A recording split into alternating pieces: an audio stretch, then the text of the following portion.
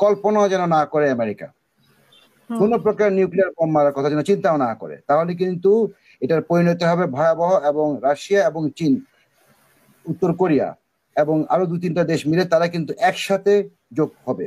এখন পাকিস্তানের ব্যাপারটা হচ্ছে একটু আনস্টেবল, কিন্তু পাকিস্তান কিন্তু জাতে মাতাল তালে ঠিক। এই যে হারজেলিয়া, হাইফা, আশকেলন আর তেল আবিব, এই 4টা জায়গায় প্লেন তো উঠছে না আকাশে, কি করছে জানেন? কোন মতে লঞ্চের মতো, ইয়াটের মতো, মানে প্রমোত্তরীর মতো ছোট নৌকা, যে নৌকা থাকুক, সবাই যেদিকে ভাগে সেদিকে ভাগার চেষ্টা করছে। ডোনাল্ড ট্রাম্প ভবিষ্যতে একটা ভাইরাসের নাম হয় কিনা সেটা আমি চিন্তা করছি। উনি তো ট্রাম্প হয়ে গিয়েছে, যে সকালে এক কথা বিকেল এক কথা, মহা পাগলের নাম হবে ট্রাম্প। মানুষ ট্রাম্প পাগল বলবে না, বলবে ট্রাম্প। আসলে গতকালকে যেটা বাস্তব না অবাস্তব, আজকে সেটা বাস্তব। যুদ্ধের প্রেক্ষাপটে হচ্ছে এরকম। এটা হচ্ছে আসলে most uncertain thing become certain. দর্শকের প্রশ্নের জবাবটা আমি দিচ্ছি, সেটা হচ্ছে চীন এবং রাশিয়া এটাতে জড়াতে চায়নি। চীন জড়াতে পারে কারণ চীন অ্যাফোর্ড করতে পারে, চীনের যথেষ্ট টাকা পয়সা আছে, মাইট আছে, ওদের নিজস্ব অস্ত্র আছে, সমস্ত কিছু আছে। রাশিয়ার কাছে অনেক কিছু আছে, কিন্তু রাশিয়ার অর্থনীতি তো ওভাবে চাঙ্গা নয়। কিন্তু রাশিয়ার কিন্তু আপনি দেখবেন আমেরিকা, দর্শকের প্রশ্নটাই বলছি দর্শকের জানার জন্য, সারা পৃথিবীতে যখন নেভাল বেস ছিল আমেরিকার, একমাত্র নেভাল বেস এক জায়গায় ছিল, জানেন সেটা কোথায়? সিরিয়াতে। তারতাস, ওরা বলে তারতাস পোর্ট। এটা হচ্ছে সিরিয়ার একমাত্র নেভি বেস। এটাও কিন্তু আলটিমেটলি রাশিয়া হারায় এবং বাশার আল আসাদের পতনের সাথে সাথে এটাও চলে যায়। কিন্তু তারা এত বছর ধরে, সেই 1953 সালেরই ওই আলেকজান্ডার কুজনিৎসভ বলে একটা এয়ারক্রাফট ক্যারিয়ার তারা যে বানিয়েছে, আজ পর্যন্ত কিন্তু দ্বিতীয় কোনো বিমানবাহী তৈরি তারা বানায়নি। ওইটা নকল করে, ওইটার মডেল নিয়ে চায়না অলরেডি 2টা বানিয়ে ফেলেছে, 3টা বোধহয় শেষের পথে। মানে ওদের 3টা বিমানবাহী তৈরি আছে চায়নার কাছে, এবং চায়নার ওয়ান অফ দ্য ফাইনেস্ট প্লেনও আছে। সুতরাং চায়না যুদ্ধে জড়াতেই পারে, কারণ চায়নার স্বার্থ আছে। চায়না যদি এই মুহূর্তে তার মাসেল না দেখায়, তাহলে কিন্তু কেউ চায়নাকে সমীহ করবে না। চায়নার ড্রাগন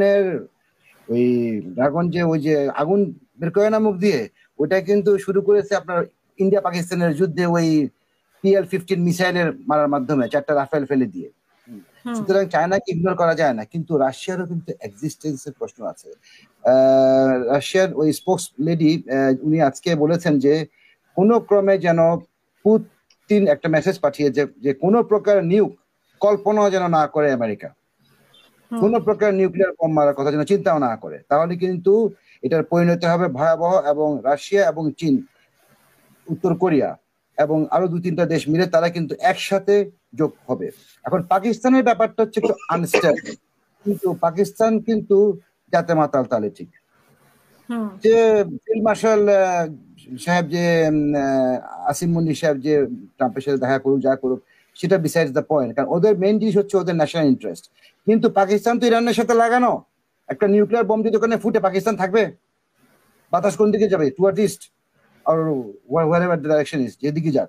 তো পাকিস্তানের ক্ষতি না এটা?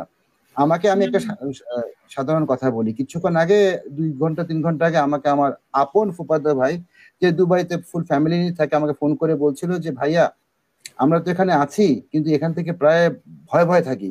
আপনি আপনার টক শোতে কেন বলেছেন যে আপনি কোন হিট করলে বুরুজ আল আরব বা বুরুজ আল খলিফাতে করবে? আমি বললাম যে খামিনের জায়গায় তুমি থাকলে কি করতে? কারণ ও তো দেশপ্রেমিক, ওর তো একটা জিনিস আছে, 2টা জিনিস হবে আপা। হয় তার কাছে অনেক মাসাল আছে, মানে মিসাইল আছে, পার্ডন মাই ল্যাঙ্গুয়েজ, মিসাইল আছে, সে ইউজ করতে পারবে, যুদ্ধ চালিয়ে যেতে পারবে, কিন্তু কতক্ষণ, সেটা একটা বিগ কোশ্চেন মার্ক। আরেকটা হচ্ছে তার কাছে শেষ কিছু অস্ত্র আছে, সেটা সে এখন ইউজ করবে, সে মরণ কামড় দিবে। সেটা দেওয়ার জন্য সে দরকার হলে, যদি প্রমাণিত হয় নিউক আছে, মানে আণবিক শক্তিধারী কোনো অস্ত্র আছে, তাহলে কিন্তু সে অবশ্যই মেরে দিবে। আর নিউক্লিয়ার ওয়ারের স্ট্র্যাটেজিটা কি জানেন আপা? যে আগে মারলো, আপনার কাছে 10টা আছে, আমার কাছে একটা আছে, আমি কিন্তু একটা মেরে দিলাম, আমি কিন্তু উইনার। আপনি আর ওই 10টা মারার মতো আপনার মনোবল থাকবে না, এটা হচ্ছে থাকবে না। এটা একটা। আরেকটা জিনিস আমি ফরাদ ভাইয়ের সাথে অ্যাড করছি, উনি বলছে ইউকে জয়েন করবে না। এখন USS জেরাল্ড ফোর্ড, আমেরিকান বিমান বাহিনীর অন্যতরী, এবং USS কার্ল ভিনসেন্ট এবং ইউএসএস নিমিটস, এগুলো তিনটাই জাহাজ কিন্তু বিমানবাহী রণতরী, ওরা কিন্তু আরব সাগরের দিকে রওনা হয়ে গিয়েছে। ওদের সাথে কিন্তু আপনার ইউকে থেকে HMS কুইন এলিজাবেথ জয়েন করার কথা, কিন্তু এটা এখন আনসার্টেন, এটা এখনো কিন্তু কনফার্মেশন আসেনি। কারণ ইংল্যান্ডের প্রধানমন্ত্রী কিন্তু বলে দিয়েছে যে আমরা এগুলোতে জড়িত হতে চাইবো না। এই মুহূর্তে কিন্তু কন্ডিশন ওনার পক্ষে নয়, সুতরাং উনি বাতাসের এগেনস্টে যাবেন না। আরেকটা জিনিস বলছি, ইসরায়েলিদের বর্তমান পজিশন কি জানেন? এটা দেখেছেন আপনি? এই যে হারজেলিয়া, হাইফা, আশকেলন আর তেল আবিব, এই 4টা জায়গায় প্লেন তো উঠছে না আকাশে, কি করছে জানেন? কোন মতে লঞ্চের মতো, ইয়াটের মতো, মানে প্রমোত্তরীর মতো ছোট নৌকা, যে নৌকা থাকুক, সবাই যেদিকে ভাগে সেদিকে ভাগার চেষ্টা করছে। যেমন আমাদের এখানে দুঃখজনক ভাবে আমাদের বাঙালিরা যে বিদেশে চলে যায় না, ইটালি বা কি করে যায় না, নদীতে সাগরে ভেড়ার মতো ভেসে ভেসে অবস্থা, কতজন মারাও তো যায়, আল্লাহ মাফ করে যেন না হয়। ওই অবস্থায় তারা একটু আপডেটেড সিস্টেমে কিন্তু তারা দেশান্তরী হচ্ছে এখন। তারা চাচা আপন প্রাণ বাঁচে অবস্থা, তারা কেউ ওখানে থাকতে চাচ্ছে না।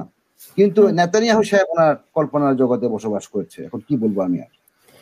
নেতানিয়াহু তো উনি তো আসলে মনে হয় ডোনাল্ড ট্রাম্পের ভরসায় আর কি, যা কিছু বলছে, যা কিছু করছে। আচ্ছা আমাকে বলেন তো, ট্রাম্প সাহেবের এটি কি অ্যাডমিনিস্ট্রেশন? একটা ওনার সিআইএ এর যিনি তুলসী গাবার্ড, ওনার পজিশন কত উপরে। আর যেটা হোয়াইট হাউসের স্পোক্স পারসন যে লেডি আছে, ওই মহিলা, ইয়াং মহিলা, উনি বলছেন যে যত কিছুই হোক আণবিক বোমা ইরানের কাছে আছে, এটা প্রমাণিত, এবং ইরানকে অবশ্যই পারমাণবিক যে কোনো প্রকল্প থেকে সরে আসতেই হবে। আর ওদিকে তুলসী গাবার্ড বলছেন সিআইএর যে কখনোই কোনো প্রমাণ পাওয়া যায় না টিল নাও যে ইরানের কাছে কোন প্রকার আণবিক বোমা আছে বা আণবিক কোন প্রকল্প আছে। কাকে বিশ্বাস করবেন? কি কোনো কিছু ঘটায় দেখাই দিবে নাকি, সেটা দেখার অপেক্ষায় আছে কিনা? তাহলে বিশ্বাস সোজা, এটা কিন্তু একটা চেইন রিঅ্যাকশন হবে আপা, এটা চেইন রিঅ্যাকশনের মতো। বডির একটা সিস্টেম আছে জানেন তো। আমি একজন ফার্মাসিস্টকে জিজ্ঞেস করছিলাম, আচ্ছা ব্যাকটেরিয়া আর ভাইরাসের ভিতরে ডিফারেন্সটা কি? বলে ব্যাকটেরিয়া মারা যায়, ভাইরাস মারা যায় না। কেন এটা বললেন? কেন ভাইরাস মারা যায় না মানে কি? বলে ভাইরাসটা মারতে হলে মিঠু দেখো, ব্লাড সেলগুলো আছে অনেক বিলিয়ন বিলিয়ন কোষ, যদি একটা কোষ মেরে ফেলা হয় তো চেইন রিঅ্যাকশনের পর একটার পর একটা কোষ মরতে শুরু করবে, রক্তকণিকা, ওই কোষগুলা। তো এইটার ফলে কিন্তু একটা মানুষ 20 থেকে 25 মিনিটের ভিতরে পড়ে মরে যাবে, সে অবস্থা হয়েছে আর কি। এখন ডোনাল্ড ট্রাম্প ভবিষ্যতে একটা ভাইরাসের নাম হয় কিনা সেটা আমি চিন্তা করছি। উনি তো ট্রাম্প হয়ে গিয়েছে, সকালে এক কথা বিকেল এক কথা, মহা পাগলের নাম হবে ট্রাম্প। মানুষ ট্রাম্প পাগল বলবে না, বলবে ট্রাম্প। একজন দর্শক প্রশ্ন করেছে, স্যার আমার মনে হয় আমেরিকা যদি ইরানে হামলা করে, চীন তাইওয়ান হামলা করবে, রাশিয়া নেটোতে হামলা করবে, সবাই অপেক্ষায় মনে হয়। জানতে চেয়েছে আপনাদের কাছে। চীন যদি তাইওয়ানকে নিয়ে যায়, আমেরিকা কিছুই বলবে না, কিচ্ছু করবে না।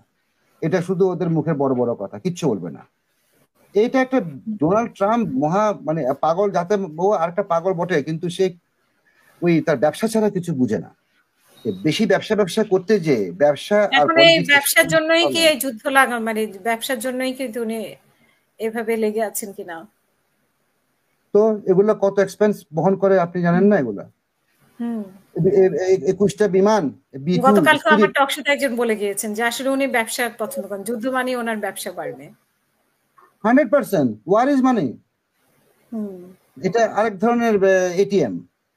আর ট্রাম্প সাহেব তো আমি তো ওনাকে এখন থেকে চিনি না, আমি যখন ছাত্র আমেরিকায় তখন থেকে আমি চিনি। উনি ওনার বাবা কিন্তু ওনাকে অনেক বড় একটা সাম্রাজ্য দিয়ে গেছে।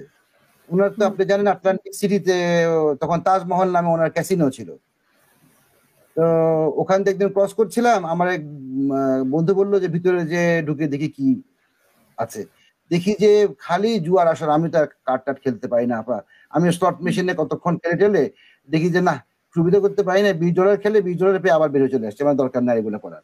তো দেখলাম যে না, উনি তখন ওইটাই উনি বুঝে টাকা, এই সমস্ত কিছু উনি কিন্তু ব্যবসা লাঠি উঠিয়েছে। উনি একমাত্র প্রেসিডেন্ট যে কিন্তু ইনকাম ট্যাক্স দেয় না। চিন্তা করতে পারেন, ঠিক মতো কোনো ট্যাক্স দেয় না, কিছু হলেই উনি ব্যাংক্রাপসি ফাইল করে। আমেরিকা কেমনে এদেরকে একে অ্যাকসেপ্ট করে অ্যাজ চিফ, আমি তো বুঝি না। ফরাজ ভাই আপনার সাউন্ডটা না লিটু ভাই যে এখন যেটা বললেন যে ট্যাক্স ফাঁকি দেয় ডোনাল্ড ট্রাম্প, এটাকে বলছে ঠিক ঠিক ঠিক, রাইট রাইট রাইট। লজ্জাও নাই।